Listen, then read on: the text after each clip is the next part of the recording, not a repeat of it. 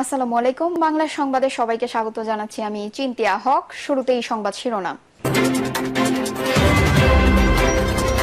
বাংলাদেশের রাজনৈতিক দল নিষিদ্ধের আইনে জাতিসংঘের উদ্বেগ। এদিকে শেখ হাসিনাকে আত্মসমর্পণের নির্দেশ দিয়ে বিজ্ঞপ্তি জারি ট্রাইব্যুনালের। জানাবো, কেবল ক্ষমতায় থাকলেই অবৈধ সম্পদ অর্জন সম্ভব, বলছেন নাসির রহমান। জানিয়ে দিব, আওয়ামী লীগ বহিষ্কৃত ও অপরিচিতদের নিয়ে এনসিপির সমন্বয় কমিটি। এবং সর্বশেষ জানাবো, নির্বাচনে অবৈধ সুযোগ সুবিধা নিতে পছন্দের প্রশাসককে বসানো হয়েছে, বলছেন ইশরাক। শুনছিলেন সংবাদ শিরোনাম, এবারে বিস্তারিত। বাংলাদেশের রাজনৈতিক দল নিষিদ্ধের আইনে জাতিসংঘের উদ্বেগ। জাতিসংঘের মানবাধিকার বিষয়ক হাই কমিশনার ফলকার তুর্ক বাংলাদেশের রাজনৈতিক দল, সংগঠন এবং সংশ্লিষ্ট সকল কার্যক্রম নিষিদ্ধ করার জন্য আইনের সাম্প্রতিক পরিবর্তন নিয়ে উদ্বেগ জানিয়েছেন। জোরপূর্বক গুমের তদন্তে জাতিসংঘের বিশেষজ্ঞ টিমকে সহায়তা করার তুর্ক অন্তর্বর্তী সরকারের প্রধান উপদেষ্টার প্রশংসা করেন। সেই সঙ্গে জানান, তার অফিস শীঘ্রই এ ব্যাপারে একটি চুক্তিতে পৌঁছানোর আশা করছে। এছাড়াও বাংলাদেশের অন্তর্বর্তীকালীন সরকার এবং রাজনৈতিক দলগুলির সংলাপের মাধ্যমে অগ্রগতির বিষয়ে নিজের উৎসাহের কথা জানান তুর্ক। বলেন, আমি সংস্কারের ক্ষেত্রে অর্থপূর্ণ অগ্রগতির আহ্বান জানাই, যাতে অবাধ ও অন্তর্ভুক্তিমূলক নির্বাচনের পরিবেশ তৈরি করা যায়। এর আগে জাতিসংঘের মানবাধিকার বিষয়ক হাই কমিশনারের কার্যালয় তাদের তথ্যানুসন্ধান প্রতিবেদনের জবাবদিহিতা ও ন্যায় বিচার, পুলিশ ও নিরাপত্তা, নাগরিক স্থান, রাজনৈতিক ব্যবস্থা এবং অর্থনৈতিক শাসন ব্যবস্থা সহ কিছু নির্দিষ্ট ক্ষেত্রে সুপারিশ করে। শেখ হাসিনাকে আত্মসমর্পণের নির্দেশ দিয়ে বিজ্ঞপ্তি জারি ট্রাইব্যুনালের। জুলাই আগস্টে গণহত্যার ঘটনায় মানবতা বিরোধী অপরাধের মামলায় পলাতক সাবেক প্রধানমন্ত্রী শেখ হাসিনা ও সাবেক স্বরাষ্ট্রমন্ত্রী আসাদুজ্জামান খান কামালকে আত্মসমর্পণের নির্দেশ দিয়ে বিজ্ঞপ্তি জারি করেছে আন্তর্জাতিক অপরাধ ট্রাইব্যুনাল। এর আগে জুলাই আগস্টে গণহত্যার ঘটনায় মানবতা বিরোধী অপরাধের মামলায় পলাতক সাবেক প্রধানমন্ত্রী শেখ হাসিনা ও সাবেক স্বরাষ্ট্রমন্ত্রী আসাদুজ্জামান খান কামালকে এক সপ্তাহের মধ্যে হাজির হতে দুটি পত্রিকায় বিজ্ঞপ্তি প্রকাশের নির্দেশ দেন ট্রাইব্যুনাল। আগামী 24শে জুন এই মামলার পরবর্তী শুনানির দিন ধার্য করা হয়েছে। আন্তর্জাতিক অপরাধ ট্রাইব্যুনালের চেয়ারম্যান বিচারপতি মোহাম্মদ গোলাম মর্তুজা মজুমদারের নেতৃত্বে 3 সদস্যের ট্রাইব্যুনাল এ আদেশ দেন। মামলার আরেক আসামি সাবেক পুলিশ প্রধান চৌধুরী আব্দুল্লাহ আল মামুন ওই দিন ট্রাইব্যুনালে হাজির ছিলেন। আদালতে প্রসিকিউশনের পক্ষে শুনানি করেন চিফ প্রসিকিউটর মোহাম্মদ তাজুল ইসলাম। গত বছরের জুলাই আগস্টে গণহত্যার ঘটনায় মানবতা বিরোধী অপরাধের মামলায় গত 1 জুন সাবেক প্রধানমন্ত্রী শেখ হাসিনা সহ 3 জনের বিরুদ্ধে 5টি অভিযোগ আমলে নেয় ট্রাইব্যুনাল। মামলার অপর 2 আসামি হলেন সাবেক স্বরাষ্ট্রমন্ত্রী আসাদুজ্জামান খান কামাল এবং সাবেক পুলিশের মহাপরিদর্শক চৌধুরী মামুন। একই সঙ্গে এই মামলায় শেখ হাসিনা ও আসাদুজ্জামান কামালের বিরুদ্ধে নতুন করে গ্রেপ্তারি পরোয়ানা জারি করা হয়। সেদিন আদালতে শেখ হাসিনা সহ 3 আসামির বিরুদ্ধে অভিযোগ পড়ে শোনান chief prosecutor Mohammad Tajul Islam, prosecutor Abdus Sofan Tarafdar, Mizanul Islam, যা সব গণমাধ্যমে সম্প্রচার করা হয়। এর আগে মানবতা বিরোধী অপরাধের মামলায় সাবেক প্রধানমন্ত্রী শেখ হাসিনাকে প্রধান অভিযুক্ত করে আন্তর্জাতিক অপরাধ ট্রাইব্যুনালে আনুষ্ঠানিক অভিযোগ দাখিল করা হয়। গত 12 মে জুলাই আগস্টের গণহত্যার ঘটনায় শেখ হাসিনার বিরুদ্ধে তদন্ত প্রতিবেদন দাখিল করেন তদন্ত সংস্থার কর্মকর্তারা। তদন্ত প্রতিবেদনে জুলাই গণহত্যার নির্দেশদাতা হিসেবে শেখ হাসিনার নাম উঠে এসেছে। গত 18 ফেব্রুয়ারি জুলাই আগস্টের গণহত্যার ঘটনায় শেখ হাসিনার বিরুদ্ধে তদন্ত 20 এপ্রিলের মধ্যে শেষ করতে নির্দেশ দেন ট্রাইব্যুনাল। আন্তর্জাতিক অপরাধ ট্রাইব্যুনালের চেয়ারম্যান বিচারপতি মোহাম্মদ গোলাম মর্তুজা মজুমদারের নেতৃত্বে 3 সদস্যের ট্রাইব্যুনাল এ আদেশ দেন। প্রসিকিউশনের সময় আবেদনের পরিপ্রেক্ষিতে আদালত এ আদেশ দেন। ট্রাইব্যুনালে প্রসিকিউশনের পক্ষে শুনানি করেন অতিরিক্ত চিফ প্রসিকিউটর মিজানুল ইসলাম। গত বছরের 17 ডিসেম্বর 2 মামলায় শেখ হাসিনা, ওবায়দুল কাদের সহ 46 জনের বিরুদ্ধে তদন্ত 2 মাসের মধ্যে শেষ করার নির্দেশ দেন ট্রাইব্যুনাল।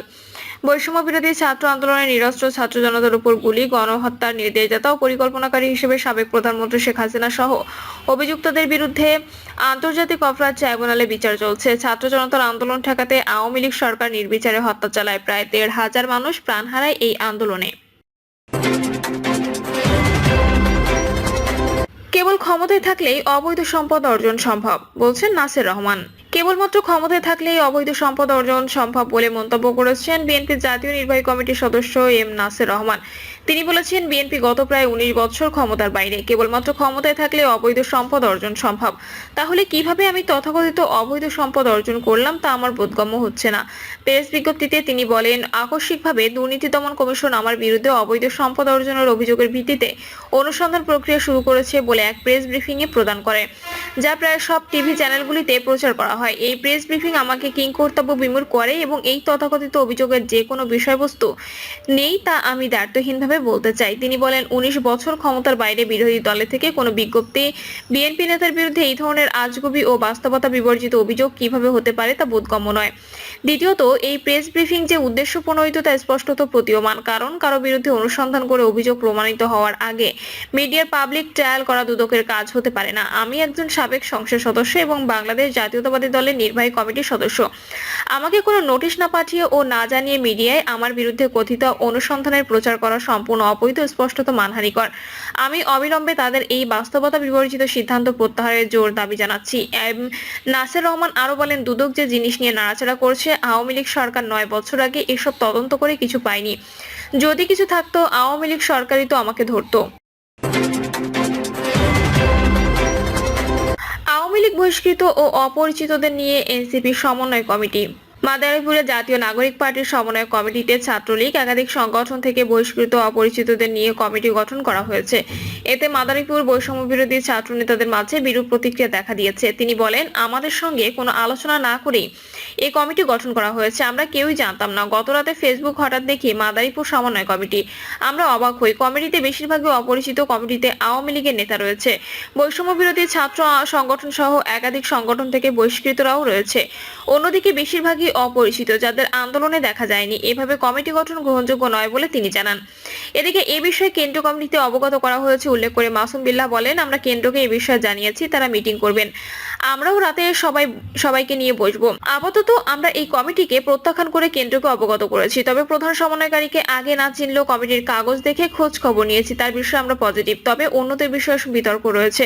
জানা গেছে, সমন্বয় কমিটিতে প্রধান সমন্বয়কারী করা হয়েছে শিল্পপতি শহীদুল ইসলামকে। যুগ্ম সমন্বয়কারীর দায়িত্বে 5 জনকে রাখা হয়েছে। তারা হলেন অমিত হাসান, শেখ নাসিন আহমেদ, হাফেজ মোহাম্মদ হাসিবুল্লাহ, আজগর শেখ ও নিয়ামতুল্লাহ। বাকি 25 জনকে কমিটির সদস্য করা হয়েছে। আগামী 3 মাসের মধ্যে কমিটির আহ্বায়ক কমিটি গঠন করবে বলে জানা গেছে। বৈষম্য বিরোধী ছাত্র আন্দোলনের নেতারা বলেন, হুট করে একটি কমিটি গঠন করে দিল যার সদস্যদের আমরা যারা আন্দোলনকারী ছাত্র রয়েছে তারা চিনি না। এখানে বিতর্কিত ব্যক্তিও রয়েছে। জুলাই অভ্যুত্থানের সঙ্গে সম্পৃক্ত যোদ্ধা বা আন্দোলনকারীদের সঙ্গে কোনো ধরনের আলাপ আলোচনা ছাড়াই রাতের আধারে এই সমন্বয় কমিটি গঠন করা হয়েছে। এই কমিটিকে গ্রহণ করার সুযোগ নেই। যারা আন্দোলনে ছিলেন না তারাই এখানে প্রাধান্য পেয়েছে। তিনি আরো বলেন, 1 নম্বর যুগ্ম সমন্বয়কারী অমিত হাসান আওয়ামী লীগের অঙ্গ সংগঠন তথ্য প্রযুক্তি লীগের মাদারীপুর পৌরসভা শাখার সভাপতি ও বঙ্গবন্ধু শিক্ষা ও গবেষণা পরিষদের আহ্বায়ক ছিলেন। 3 নম্বর যুগ্ম সমন্বয়কারী হাসিবুল্লাহকে আমাদের একাধিক সংগঠন থেকে বহিষ্কার করা হয়েছে। এরপর আরো ব্যক্তি রয়েছে কমিটিতে, অথচ আন্দোলনকারীরা নেই।